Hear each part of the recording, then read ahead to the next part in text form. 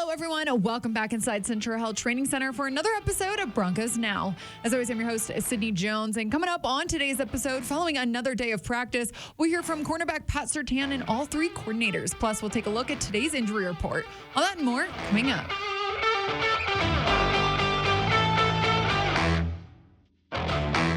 The Broncos hit the road to head to Chicago in just 2 days. The team is back at practice today as they continue to prepare for Sunday's matchup versus the Bears. And we heard from cornerback Pat Surtain today about the team's urgency to get a win. In all games like NFL, all you need is one. Just to get that momentum swing, just to have that winning feeling going for us. So, this game is very important for us. Obviously we want the first win in our column. So, we preparing the right way, just focus on winning, just building that winning culture for this week. We also heard from offensive coordinator Joe Lombardi, and he talked about what he hopes to build on in the run game this weekend. I think it's key for us, to run the ball efficiently. And like you said, man, I've been really impressed with how hard he runs, his contact balance. He gets yards when he gets the football. So hopefully we can establish that more and more consistently and later into the game. Defensive coordinator Vance Joseph talked about how the defense will look to take a step forward versus the Bears on Sunday.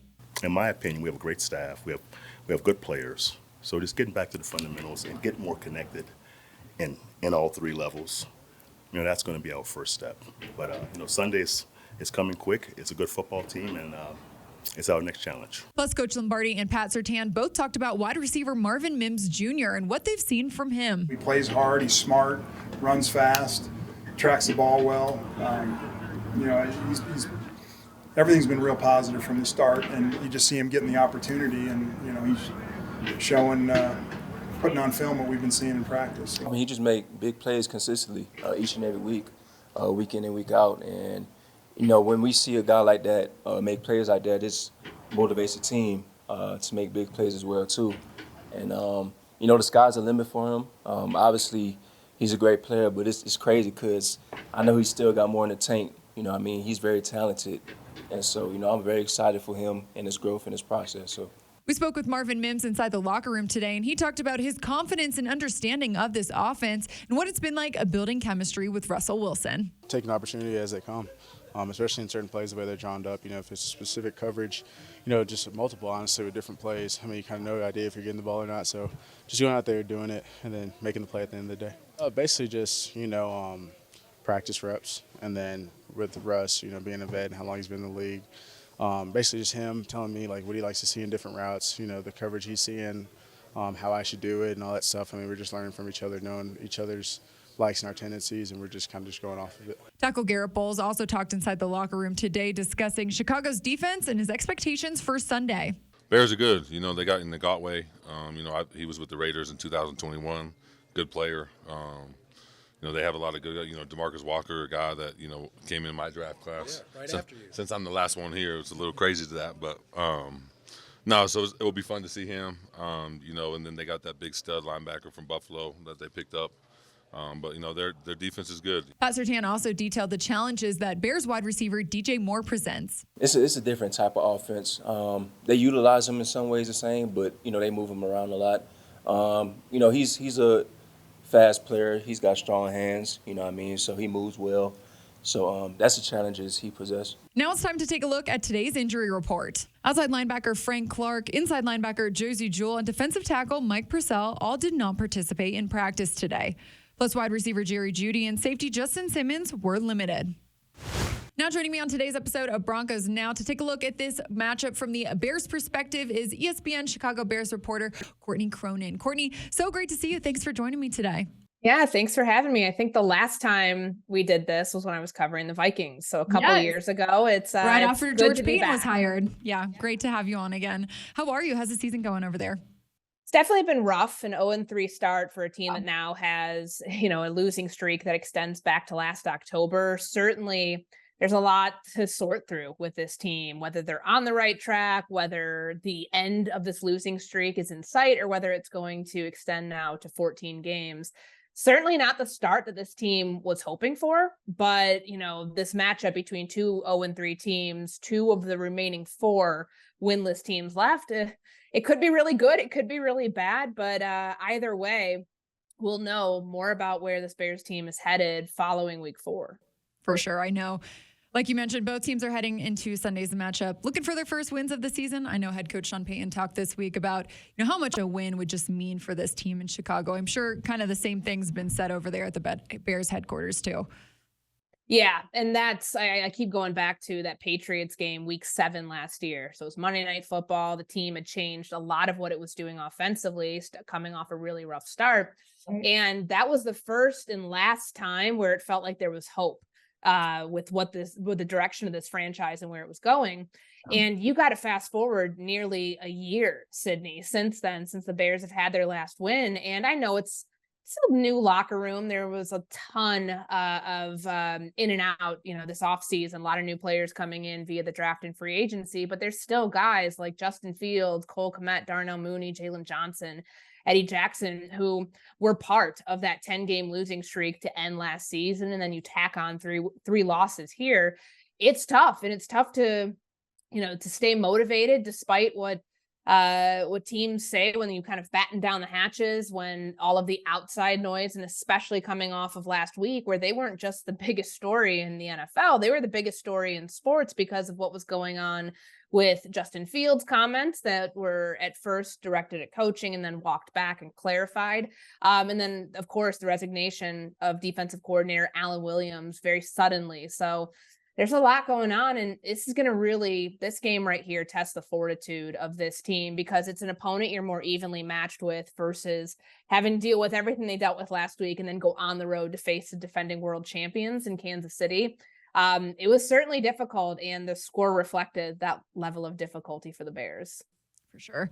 Courtney, given all of that, looking at Justin Fields and this Bears offense specifically, what have you kind of just, seen from them the first few weeks of the season? And what do you think their focus will be this week as, they look to improve? They've got to run the ball. And Luke Getsy spoke this morning, and one of the first things he said was that's the lack of explosive run plays they had last season. Like that just is such a glaring part of the game plan, a big hole in the game plan that they don't have right now. And you'd like to think, after seeing what Miami did last week, that that's going to be a big part of what they do, whether they include Justin Fields in that or not. You're not seeing them utilize him as much outside of the pocket, designing ways for him to get out of the pocket or letting him do that kind of on his own as something breaks down. So I would imagine you're going to see that shift here because they do really like what they have in their 4th rounder, Roschon Johnson, who has been their most productive back. Is just his production tends to come when the team is trailing and late in the second half, but they could lean on that because they've shown you that they have the personnel who can handle that. It's just a matter of, does Denver try to take that away? Denver try to take Justin Fields away in the running game the way that some other teams have by playing such heavy zone to take away his rushing lanes. But I still think that there's a way around that. Now, on the other side, we have seen Fields really struggle in the pocket. And of course, what he said initially, that he feels like the team has made a big emphasis on him trying to stay in the pocket. Now, they've certainly had time to kind of mesh those concepts together, whether it's him taking coaching, but also feeling free to kind of do what he does best, which is his ability to improvise, to get out of the pocket, to make plays on the run. That's the Justin Fields. That's the growth you need to see from him to show you that he is taking the next step, that he is on the right track. And then, in theory, all of those things together would put the offense in a better position to score points and win. Well, on the other side of the ball, Courtney, I know the Bears have seen a lot of injuries, specifically in the secondary. So what's kind of the status of some of those guys? And given that, how do you think that this Broncos offense will fare going up against them? Yeah, it's not great in terms of health right now. Eddie Jackson, who I mentioned earlier, has a foot injury. He missed last game. He sustained that in the first half against Tampa Bay. It's the same foot he injured last year that he had a season-ending Liz Frank injury. So doesn't seem like the team has said they're optimistic about it. If they weren't, I believe they probably would have already put him on injured reserve. But if it's not Eddie Jackson, it's Kyler Gordon who's on injured reserve, their nickel corner. And then Josh Blackwell, the backup nickel corner, has a hamstring injury and he didn't practice on Wednesday. And Jalen Johnson, one of their starting outside corners, also has a hamstring injury. So their numbers are tested right now. They ended up poaching Joejuan Williams off of the Minnesota Vikings practice squad, signing him to the active roster. So there could be some new faces back there in week 4, and they're certainly going to be tested because we know that they've also struggled to pressure quarterbacks up front. They only have 1 sack through 3 games and the worst sack percentage in the NFL. Well, kind of going off of that, I know Bears head coach Matt Eberflus, he said he plans to continue to call defensive plays for the remainder of the season here. Courtney, how have you kind of seen that, I guess, change some things over the past 2 weeks that he's been doing that? There were moments like this is not a system that blitzes a whole ton. Yeah. And you saw a little bit of an uptick in that from the Green Bay game to Tampa Bay, but they've really struggled in providing pressure with their 4-down linemen and trying to generate more pressure with bringing in a 5th rusher, a 6th rusher, trying to blitz to a point where you can throw off opposing quarterbacks. Now, of course, getting pressure on Patrick Mahomes, we know is tough. Like that's just not something that teams have had a whole ton of success with. It's not just the Bears issue, but I would imagine, this is Eberflus's defense. This is his scheme. It was his scheme before Allen Williams, and we're with Allen Williams, and it'll continue to be his defense beyond that. So it's something that he's done for a long time. He was a coordinator in Indianapolis for 4 seasons before he came to the Bears in 2022. So for him to kind of take ownership of that and now guide this thing back on track, like that's solely going to be up to him because this is his baby. This is his project. This is the system that we've been a part of since he was in Dallas when he first got into the NFL as a coach. So in speaking with a couple of players, they'll tell you that there really aren't a whole ton of changes that from going from Allen Williams calling the defense to Matt Eberflus, but you'd like to think Eberflus's institutional knowledge of this scheme, given it's his, and also his ownership, and he gets, the buck stops with him. Everything is his decision here about what's being called, which personnel is being utilized, and what position they're being put into. That all falls on the head coach, who not only has to manage the defense, but also, is the CEO of this team, of this football group, more or less, to try to get things out of this 0-3 hole. And that also includes him taking a heavier approach with the offense, I would say. It's obviously not calling plays, but he is in meetings. He's making sure that his quarterbacks and his play caller and everything else on that side of the ball have everything they need to feel like they can be in position for success. So he's got a lot on his plate right now, a lot more responsibility than he had, 2 weeks ago when he wasn't calling the defense. Right. Well, Courtney, last one for you here. I know you cover the team, day in and day out, and you mentioned you talked to a few players earlier. So I guess heading into this week, what's just been the vibe in the locker room or the mindset over there, given, everything that's transpired throughout the first few weeks here? I mean, guys are disappointed because an 0-3 start, I know that there'll be players who tell you like they still have their eyes set on the playoffs, but the numbers just don't, like for Denver or for Chicago, they just don't point to it being that likely. But I think the vibe that you get is that players can look at this in kind of the quarter of the season vacuum. Even though there's 17 games now, it's easier to think of, the first 4 games, next four, and then just add another one at the end, the way that we did before when it was a 16-game schedule. But like, it's still early. That's the vibe that you get from players that aren't ready to hit the panic button yet, that if this goes on a couple more games, then naturally human nature takes over and you do worry about, like, how can you possibly get this thing on track and, stay locked in? Because that's one thing with losing teams. I've covered my fair share of them. For guys to stay locked in when things aren't looking great from the outside and from the inside, and there's still so much of the season to go, that's a sign of a tough team. Those who can go to all the way down to week 18 and still have the same effort and buy-in that they had earlier in the season when expectations were much higher. But I think that from Justin Fields' perspective, there's a lot riding on him right now.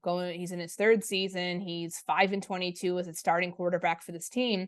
He's got to prove to this franchise that he is the answer at the position. And there's a lot of pressure that comes with that, not just for him, but for any franchise quarterback that goes through something like that. And, he still has the support of the locker room. I think that has never even been in question, but they've got to start winning some games. Well, Courtney, can't thank you enough for your time and for joining the show today. Yeah, thanks for having me. See you soon.